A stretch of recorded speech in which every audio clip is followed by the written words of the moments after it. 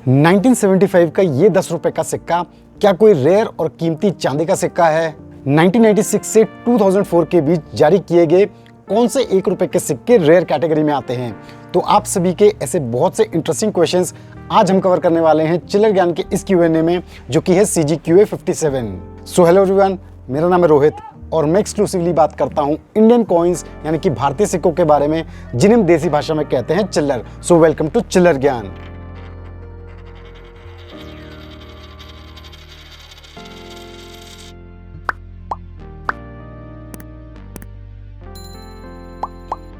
चिल्लर ज्ञान की इस लंबी चलने वाली Q&A सीरीज में हम कवर कर रहे हैं CGQA 50 से पहले पूछे गए पेंडिंग क्वेश्चंस को।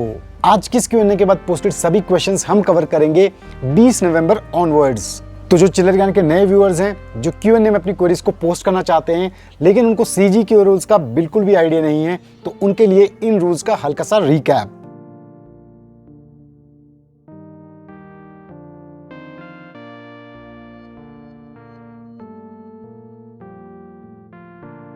आप सभी को इन रूल्स को अच्छे से फॉलो करना है, क्योंकि तभी आपके क्वेश्चंस Q&A वीडियोस में लिए जाएंगे। तो अगर आपने वीडियो को अभी तक लाइक और चैनल को सब्सक्राइब नहीं किया है तो फटाफट से कर दीजिए। तो बिना किसी देरी के डायरेक्टली स्विच करते हैं आप सभी के क्वेश्चंस पे और स्टार्ट करते हैं आज का ये Q&A, जो कि है CGQA 57। तो आज का सबसे पहला क्वेश्चन पूछा है उमंग पंवर जी ने। ये जानना चाहते हैं कि ईयर 1996 से 2004 के बीच जारी किए गए जो 1 रुपए के सिक्के हैं, उनमें से कौन कौन से सिक्के रेयर या स्केर्स कैटेगरी में आते हैं। और ये भी जानना चाहते हैं कि क्या ऐसे सिक्के नॉर्मली सर्कुलेशन में आसानी से मिल जाते हैं। तो उमंग जी, सबसे पहले तो यहाँ पे मैं एक चीज़ क्लियर करना चाहूँगा, अगर कोई सिक्के रेयर या स्केर्स कैटेगरी के सिक्के हैं तो वो इतना ईजिली तो नहीं मिलते हैं। अब ईयर 1996 से 2004 के बीच हमें 2 प्रकार के 1 रुपए के डेफिनेटिव सिक्के देखने को मिलते हैं, जैसा कि आप इन दोनों ही सिक्कों को स्क्रीन पे देख सकते हैं। इन सभी सिक्कों में से 1996 में जारी किए गए जो 1 रुपए के सिक्के हैं, जो नजर आते हैं भारत की सभी मिंट से, ये सभी सिक्के आज की डेट में स्केर्स कैटेगरी में आते हैं और यूएनसी कंडीशन में 20 रुपए कीमत रखते हैं। जबकि रेयर सिक्कों में इस ड्यूरेशन में केवल एक ही सिक्का आता है, जो कि है 2004 में बॉम्बे मिंट से जारी किया गया फेरेटिक स्टेनलेस स्टील का ये 1 रुपए का क्रॉस कॉइन। इस सिक्के का यूएनसी कंडीशन में आज की डेट में एस्टिमेटेड प्राइस है लगभग 500 रुपए के करीब। तो आई होप आपको थोड़ी सी क्लैरिटी मिल गई होगी। तो नेक्स्ट क्वेश्चन पूछा है आफ्ताब जी ने। इन्होंने अपने 2 सिक्कों की इमेजेस हमारे साथ शेयर की है, जिसमें से एक सिक्का ये बताते हैं 1903 में जारी किया गया सिल्वर ओरिजिनल प्रूफ रूपी और 1912 में जारी किया गया एक और सिल्वर ओरिजिनल प्रूफ रूपी। तो ये इन दोनों सिक्कों की वैल्यू जानना चाहते हैं आज की डेट में। तो आफ्ताब, सबसे पहले यहाँ पे मैं आपसे ये जानना चाहूंगा कि आपने अपने इन सिक्कों की डिस्क्रिप्शन में प्रूफ रूपी क्यों यूज किया है, क्योंकि आपके ये दोनों सिक्के सर्कुलेटिंग ब्रिटिश इंडिया कॉइन्स हैं, ना कि प्रूफ कॉइन्स। सेकेंडली, 1903 और 1912 में जारी किए गए एडवर्ड 7 और किंग जॉर्ज 5 के आपके जो सिल्वर 1 रुपी कॉइन्स हैं, ये दोनों ही सिक्के आज की डेट में कॉमन कैटेगरी में आते हैं और इस कंडीशन में 800 से 1000 रुपए कीमत रखते हैं। नेक्स्ट क्वेश्चन पूछा है मोहम्मद अल कादिर जी ने। ये बताते हैं कि इनके पास एक 5 रुपए का सिक्का है, जिसमें मिंट मार्क थोड़ा सा रब्ड है, जिससे ये आइडेंटिफाई नहीं कर पा रहे हैं कि कौन से मिंट का सिक्का है। तो ये जानना चाहते हैं कि क्या ये कैलकाटा मिंट का सिक्का है या फिर हैदराबाद मिंट का। तो मोहम्मद, 2004 का 5 रुपए का आपका जो सिक्का है, ये हैदराबाद मिंट का सिक्का तो नहीं है, ये बात एकदम क्लियर है। सिक्के को क्लोजली ऑब्जर्व करने पे ऐसा लग रहा है कि डायमंड मिंट मार्क फेड हो गया है सिक्के के सर्कुलेशन में आने से, जिससे ये पॉसिबिलिटी बनती है कि आपका ये सिक्का बॉम्बे मिंट से जारी किया गया सिक्का है। और बॉम्बे मिंट से जारी किए गए ऐसे 5 रुपए के सिक्के कॉमन कैटेगरी में आते हैं। लेकिन फिर भी मैं आपसे कहूंगा कि मैग्नीफाइंग ग्लास का यूज करें, इससे आपको मिंट मार्क की ज्यादा क्लैरिटी मिलेगी। और 10% चांसेस ये भी है कि सिक्के में कोई भी मिंट मार्क ना हो और ये सिक्का कैलकाटा मिंट का हो, लेकिन मेरे हिसाब से ये बॉम्बे मिंट का ही सिक्का है। नेक्स्ट क्वेश्चन पूछा है विश्वनाथ दे जी ने। इन्होंने अपने एक 10 रुपए के 1975 में जारी किए गए इक्वालिटी डेवलपमेंट पीस स्मारक सिक्के की इमेजेस हमारे साथ शेयर की हैं। तो ये जानना चाहते हैं इस सिक्के की डिटेल्स। विश्वनाथ जी, आपके इस क्वेश्चन के माध्यम से मैं बाकी सभी व्यूअर्स को बताना चाहूंगा कि ईयर 1975 में इक्वालिटी डेवलपमेंट पीस थीम हमें सर्कुलेशन में देखने को मिला ऐसे 10 पैसे के एल्यूमिनियम मैग्नीशियम सिक्कों में। लेकिन इसके साथ साथ ये थीम कुछ हाई डिनोमिनेशन कॉइन्स में भी देखने को मिला था, लेकिन ये हाई डिनोमिनेशन सिक्के कभी भी सर्कुलेशन के लिए जारी नहीं किए गए थे। ये सिक्के नजर आए थे यूएनसी सेट्स और प्रूफ सेट्स में।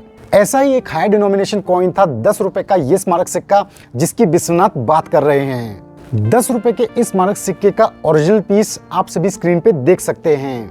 अब नेक्स्ट आप स्क्रीन पे देखेंगे वो 10 रुपए का स्मारक सिक्का जिसकी इमेजेस विश्वनाथ जी ने हमारे साथ शेयर की है। अब दोनों ही सिक्कों को अगर आप कंपेयर करेंगे तो आपको डिजाइन में काफी ज्यादा फर्क समझ आ जाएगा, जिससे ये कंक्लूजन निकलता है कि विश्वनाथ जी आपका जो 10 रुपए का स्मारक सिक्का है ये कोई जेन्युइन कॉइन नहीं है, ये एक कंप्लीटली फेक कॉइन है। नेक्स्ट क्वेश्चन पूछा है अजय अग्रवाल जी ने। ये बताते हैं कि इनके पास 1/4 आना कॉइन्स हैं जॉर्ज 6 के in original packing in UNC condition. तो ये जानना चाहते हैं कि इन सिक्कों की क्या वैल्यू है आज की डेट में और ऐसे सिक्कों को कैसे प्रिजर्व किया जाए और इन्हें ऑक्सीडेशन से कैसे बचाया जाए। अजय जी, जैसे कि मैं इमेजेस में देख पा रहा हूँ आपने जॉर्ज 6 के 1/4 आना कॉइन्स के ओरिजिनल मिंट रोल्स परचेज किए हैं। तो अगर हम एक रोल की बात करते हैं तो एक रोल में टोटल 32 सिक्के आते हैं और जैसे कि 4/4 आना मिलके एक आना बनाते हैं तो इस टोटल रोल की फेस वैल्यू 8 आना के बराबर है, यानी कि ½ रुपये ब्रिटिश इंडिया कॉइन के बराबर। अब यहाँ पे आपने ये नहीं बताया कि आपके जो 1/4 आना कॉइन्स है ये कौन से ईयर और कौन से मिनट के सिक्के हैं, तो ऐसे में इन सिक्कों के प्राइस के बारे में डिस्कस करना थोड़ा सा मुश्किल होगा। अब कॉपर के इन सिक्कों को कैसे प्रिजर्व किया जाए, कैसे इन्हें ऑक्सीडाइजेशन से बचाया जाए, इस पे मैं कहना चाहूँगा कि सबसे इम्पॉर्टेंट पहली बात यह है कि आपको इन सिक्कों को हाथों से कम हैंडल करना है, लेकिन फिर भी अगर ज़रूरत पड़ती है तो क्लीन कॉटन ग्लव्स का इस्तेमाल करें इन सिक्कों को हैंडल करते हुए और कोशिश करें कि इन सिक्कों को हीट और मॉइस्चर से दूर रखें और जितना पॉसिबल हो जल्द से जल्द इन सिक्कों को कॉइन होल्डर्स या फिर कॉइन कैप्सूल्स में रखें। इस तरीके से ये सभी सिक्के अच्छे से प्रिजर्व हो पाएंगे। नेक्स्ट क्वेश्चन पूछा है स्वप्निल राणा जी ने। इन्होंने अपने एक 10 पैसे के स्मारक सिक्के की इमेजेस हमारे साथ शेयर की हैं, तो ये जानना चाहते हैं इस सिक्के की डिटेल्स। तो स्वप्निल जी, आपका जो 10 पैसे का स्मारक सिक्का है ये ईयर 1982 में वर्ल्ड फूड डे थीम पे जारी किया गया 10 पैसे का स्मारक सिक्का है। ये सिक्का हमें कैलकाटा और हैदराबाद मिंट से देखने को मिलता है और दोनों ही मिंट से जारी किए गए ये सिक्के आज की डेट में वेरी स्केर्स कैटेगरी में आते हैं और यूएनसी कंडीशन में लगभग 200 से 250 रुपए कीमत रखते हैं। यहाँ पे मैं आपको एक और चीज बताना चाहूंगा, 10 पैसे का ये जो स्मारक सिक्का है ये 10 पैसे के सभी कमेमोरेटिव कॉइन्स में से सबसे कम नजर आने वाला स्मारक सिक्का है। नेक्स्ट क्वेश्चन आया है रैंडम रिव्यूज नाम के एक प्रोफाइल से। ये बताते हैं कि इनके पास ईयर 1993 में कोलकाता मिंट से जारी किया गया एक 5 रुपए का सिक्का है जिसका एज रीडेड एज है। तो ये जानना चाहते हैं कि क्या ये कोई रेयर या स्केर्स कॉइन है और इसकी आज की डेट में क्या वैल्यू है। तो 1993 में जारी किए गए जो 5 रुपए के कॉपर निकल के ये सिक्के हैं इनमें हमें 3 एज वेराइटीज देखने को मिलती है, सिक्योरिटी एज, रीडेड एज और प्लेन एज, जिसमें से सिक्योरिटी एज के सिक्के काफी ज्यादा कॉमन सिक्के हैं, लेकिन जो रीडेड एज और प्लेन एज के सिक्के हैं वो कंपैरेटिवली कम नजर आते हैं और इसलिए ये सिक्के स्केर्स कैटेगरी के सिक्के हैं। 1993 के रीडेड एज वाले आपके सिक्के का इस कंडीशन में एस्टिमेटेड प्राइस होना चाहिए लगभग 50 रुपए के करीब। नेक्स्ट क्वेश्चन पूछा है संजय कपड़ी जी ने। ये जानना चाहते हैं 1891 में जारी किया गया जो विक्टोरिया का सिक्का है उसकी आज की डेट में क्या वैल्यू है। सिमिलर क्वेश्चन पूछा है संजय खरे जी ने भी। तो आप दोनों को यहाँ पे मैं बताना चाहूंगा कि 1891 में जारी किया गया जो विक्टोरिया एम्प्रेस का 1 रुपये सिल्वर कॉइन है ये जारी किया गया था भारत की 2 मिंट से, यानी कि बॉम्बे और कैलकाटा मिंट।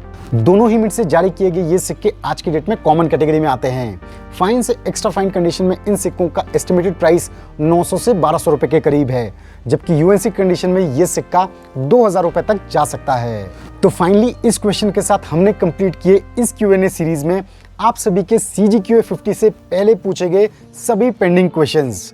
तो आई होप आप सभी को अपने क्वेश्चंस के सेटिस्फैक्टरी जवाब मिल गए होंगे और बाकी सभी व्यूअर्स को भी इन क्वेश्चंस के जवाब से कुछ ना कुछ सीखने को जरूर मिला होगा। तो मैं चाहता हूं कि आप सभी इस वीडियो को ज्यादा से ज्यादा शेयर करें ताकि ये इन्फॉर्मेशन सभी कलेक्टर्स के लिए हेल्पफुल हो। और हाँ, वीडियो को लाइक और चैनल को सब्सक्राइब करना बिल्कुल ना भूलें। और अगर आप सभी देखना चाहते हैं हमारे बहुत ही इंटरेस्टिंग व्लॉग वीडियोस तो जरूर चेक करें हमारा दूसरा चैनल मियां मिठू, ऊपर आई बटन पे क्लिक करके, और जरूर इस चैनल को सब्सक्राइब करें। तो इस Q&A सीरीज के बाद हम लेके आएंगे रेगुलर वीडियोस चिलर ज्ञान पे। So thanks for watching a video. मैं जल्दी अपलोड करूंगा अपना next Chiller video. So stay tune to Chiller Gyan. Till then, जय हिंद।